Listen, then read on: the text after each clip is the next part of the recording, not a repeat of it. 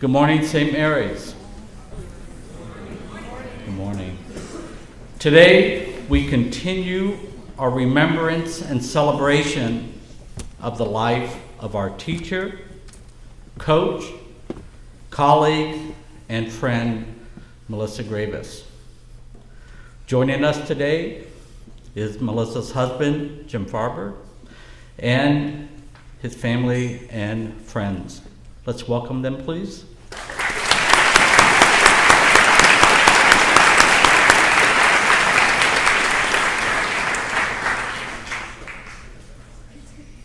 John Baptist de La Salle wrote the following: "To touch the hearts of our students is the greatest miracle you can perform." Melissa did touch the hearts of many. Her dedication to her students in the classroom, as a swim and diving coach, and her incredible dedication to the immersion experience, especially the program in El Salvador. I want to share a few postings from the incredible outpouring of beautiful memories and thoughts shared by some of our alumni who fondly remember Melissa and the impact she had on them. I offer the following from our alums. Ms. Graviss was a great teacher and gave me confidence as an artist. Another alum wrote, "I had Ms. Graviss for biology, and she was always so patient and kind. She also introduced me to yoga." Another reflection from alum reads, "I'll always remember our immersion trip to El Salvador in 2004. One day we went swimming in a river, and Ms. Graviss encouraged all of us to jump off some high rocks into the river. Then she went up to the road, stood up on the railing of the bridge, and jumped, flipping multiple times in the air and diving with hardly a splash in the water." And finally, another wrote, "My immersion experience with Ms. Graviss was life-changing. Thank you, Ms. Graviss." As we begin our prayer this morning, let us open our hearts and our minds to the prayerful words and the memories that we share today. We thank Melissa Graviss for her dedication to the ministry of St. Mary's College High School and thank her for touching the hearts of her students. So as we begin with prayer, let us remember that we are in the Holy. For some reflections on the life of Melissa Graviss and the gifts she gave us, we have three speakers this morning. One, representatives of the swimming and diving team, then Ms. Catherine Mahoney, and Mr. John Forte. I ask right now Luna to come to the stage.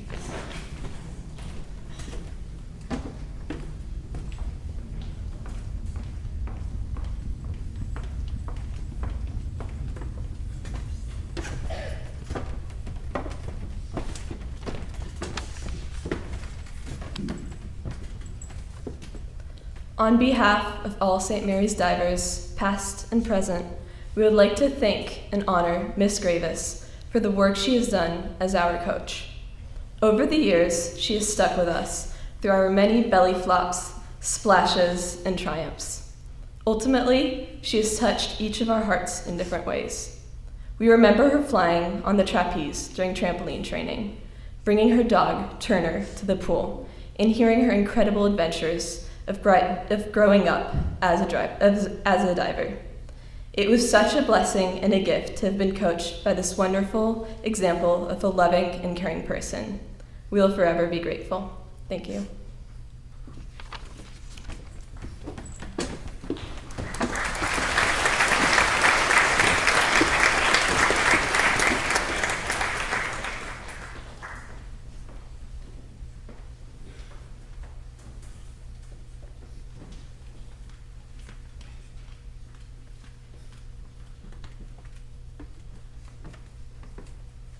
Good morning. I've known Melissa for more than 20 years. So in thinking of what to say today, my problem was too many memories rather than too few. It's of course impossible to capture a life in a few words and a few minutes, especially a life as rich as Melissa's. She taught and learned, loved and was loved by so many, and she will have been a different but always wonderful person to each one of you. The best I can do today is to share and celebrate just a little bit of my Melissa, my friend and my colleague, and hope that these personal reflections help you feel her presence and her spirit. One of my earliest memories of Mel was on our very first faculty retreat up at Mont LaSalle. She suggested that we tour the Hess Collection Art Gallery, and I can see her now sinking down on her knees in front of a Francis Bacon painting, her chin resting in her hands. Now, for those of you who do not know Bacon's work, it is often quite gruesome, some might say ugly. And this painting was no exception. But Melissa saw only beauty, and she was transported by it. The wonder and joy that I saw in her eyes that day was something I saw many times in the years that followed. Melissa found beauty in unexpected places and embraced it, as she did pretty much every experience that came her way. She had an appetite for life so strong and so varied, I have to wonder how it fit into her tiny little body. She traveled the world on diving vacations, was always up on the latest music and movies, not to mention politics, explored African dance, trapeze, yoga, always knew of fun new foods to try. And if she wanted to try something, she just did. A few years ago, she decided to run the San Francisco Marathon at what I would call the last minute, buying the entry from another runner who'd had to withdraw. After an abbreviated training schedule and some cheering from St. Mary's students, she competed and finished. She did have to walk around with bandaged feet and open sandals for weeks afterwards. The blisters were that bad. But Mel just shrugged that off, and the accomplishment of having run the 26 miles pretty much on the strength of her general athleticism. I don't honestly know that much about diving, but I do know that you aren't supposed to make a splash when you enter the water. And Melissa was a phenomenal diver.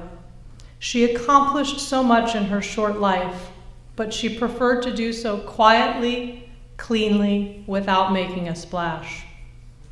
She brought competitive diving to St. Mary's, working tirelessly to help new athletes overcome their fears. She designed a marine biology course to share her love of the ocean with a generation which might work to preserve it. She also pioneered service immersions, literally writing the book for the kind of travel programs that sustain our mission today. For years, she ran the El Salvador program, maintaining a long-term relationship with the Tamarindo people and inspiring students to continue and grow her work. And that's just what she did during the day here at St. Mary's. With all that she did and gave and read and relished, where did Melissa get her energy? She was sustained not by recognition or praise, but by the love she felt for others and felt in return. I can remember the look in her eyes and the change in her voice when she talked about dinners with Jim, her husband, early in their relationship, how he insisted on candlelight and was an amazing chef. I saw, too, how that relationship deepened over time, how it sustained her when the going got rough. And Melissa always found time for family visits, whether it be back in St. Louis or in South Carolina or even Japan or Roatan. Here on campus, she also touched our lives. She loved working as part of a team, was equally at home in the science and the arts, mentored so many new faculty over the years, and all of us have our own stories to tell. Her students, too, were a source of inspiration for her. When Melissa and I got together with our friend Darcy, we talked about everything, and I do mean everything.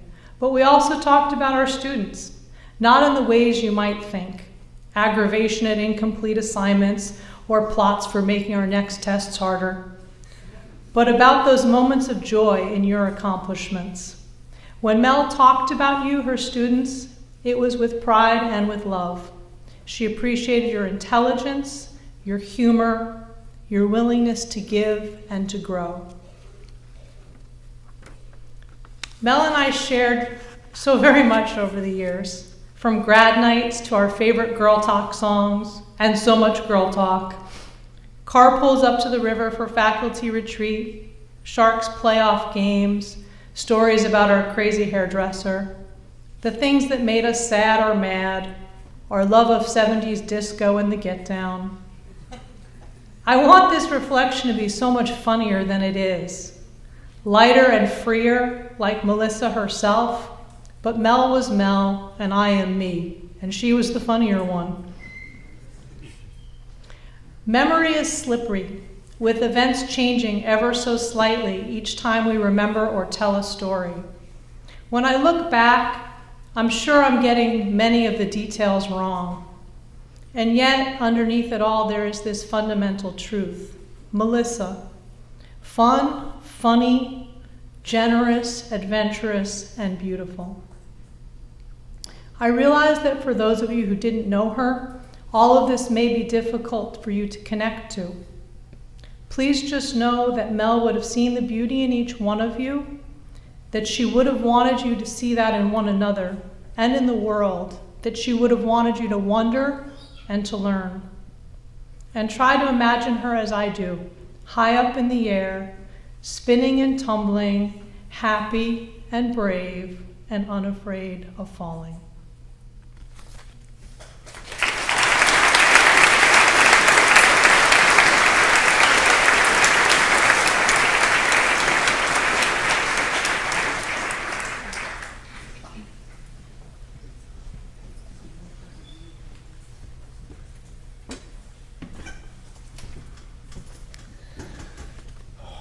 Well, that was really wonderful.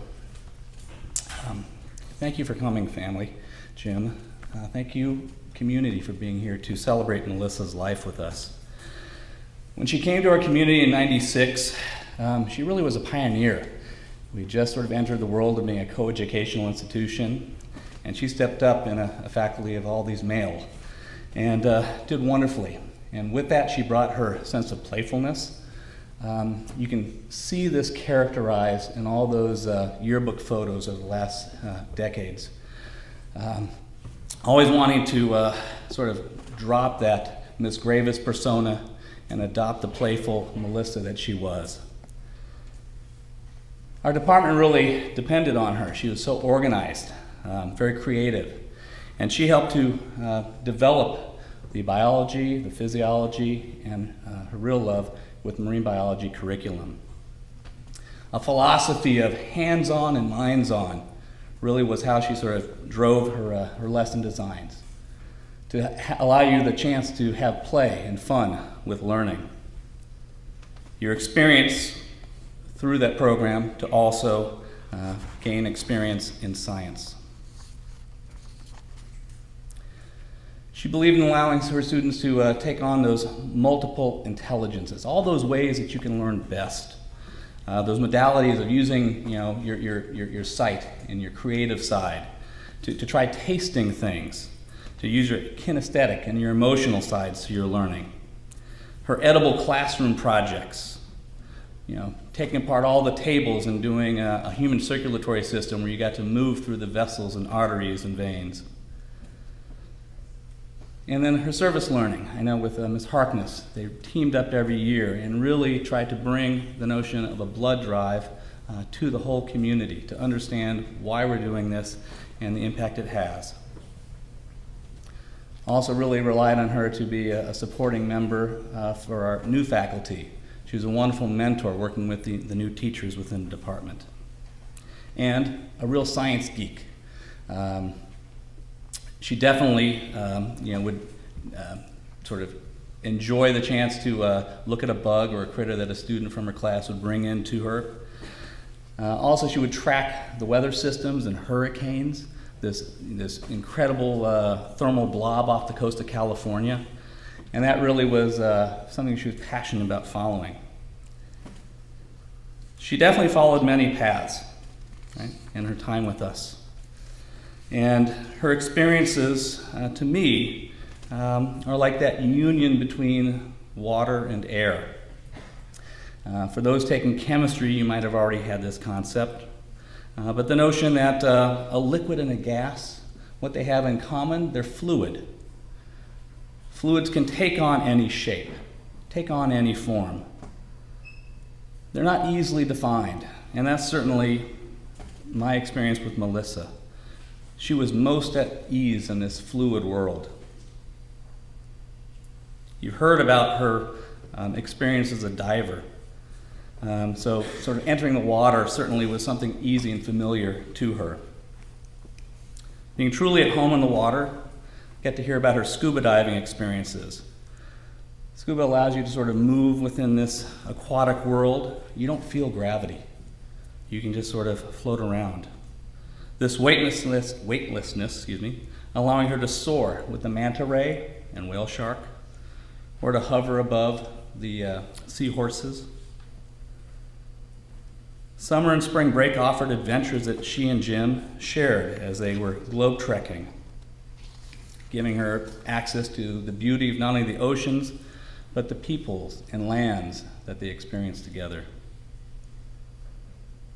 She shared the passions for the water at life's edge with our department as well, leading us on tide pooling hikes or taking us to the river and sort of walking a river.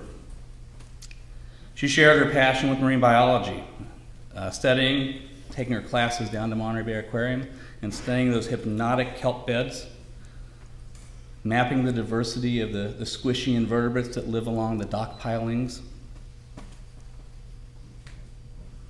It was a special treat, as we heard, for her to take her El Salvador students to the ocean and spend time with the sea turtles, or jump from the cliffs into the deep waters of the local river. She beamed as she told tales of these aqueous adventures. When you're fluid, leaping through the air provides the same freedom and thrill as if moving through water. She'd accompany our seniors on their graduation experiences to Six Flags, and I can attest to her daring. She liked the most gravity-defying roller coasters.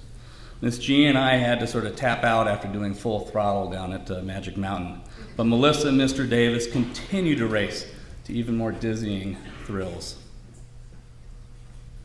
Moving through the air comes easily when you're a champion diver.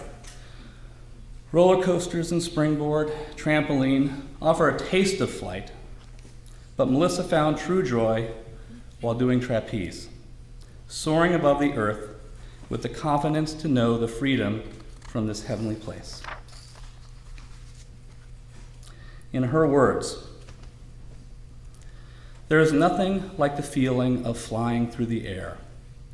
Since I started taking flying trapeze, I have overcome fears, become stronger physically and mentally, challenged myself and done things I never thought I could have done. I've also become part of an incredible community of flyers and other circus artists who inspire me every week. Ordinary people doing extraordinary things." On behalf of our St. Mary's family, Melissa, you are truly extraordinary. Thank you.